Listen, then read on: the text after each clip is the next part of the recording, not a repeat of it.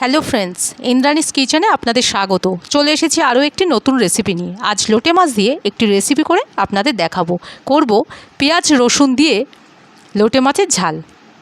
এই জন্যে আমি কিছু লোটে মাছ নিয়ে নিয়েছি। লোটে মাছগুলো কেটে ভালো করে ধুয়ে নিয়েছি। একটা পেঁয়াজ, দুটো টমেটো, কয়েক কোয়া রসুন আর কয়েকটা কাঁচা লঙ্কা এইভাবে কেটে নিয়েছি। কি কি মশলা লাগবে আপনাদের একটু দেখিয়ে দিই। নিয়েছি শুকনো লঙ্কার গুঁড়ো, কাঁচা লঙ্কা বাটা, হলুদ গুঁড়ো, আদা পেস্ট, জিরে গুঁড়ো আর ধনে গুঁড়ো।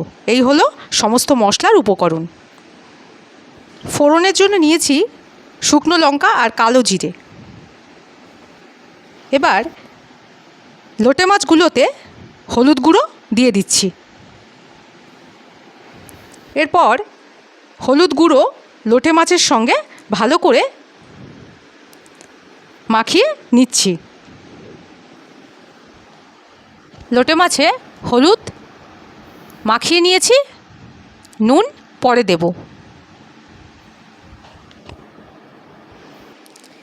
এবার লোটে মাছগুলোতে আমি কেটে রাখা পেঁয়াজ দিয়ে দিচ্ছি।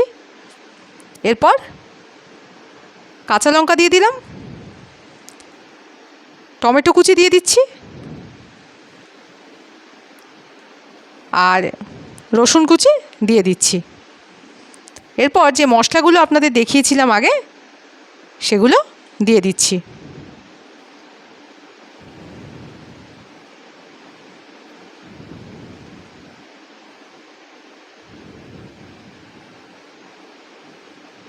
সবশেষে দিয়ে দিচ্ছি কাঁচা সর্ষের তেল।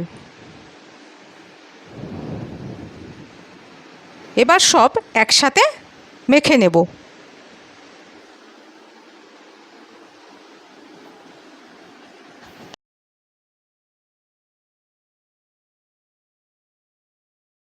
মাখা হয়ে গেছে। 20 মিনিট ম্যারিনেট করার জন্যে রেখে দেব। লোটে মাছ ম্যারিনেট হয়ে গেছে।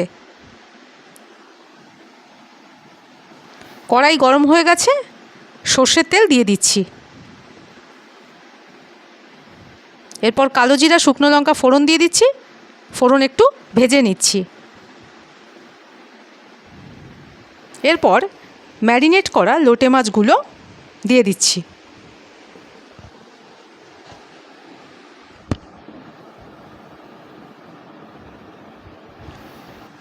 এবার লোটে মাছগুলো ভালো করে নেড়ে দেব।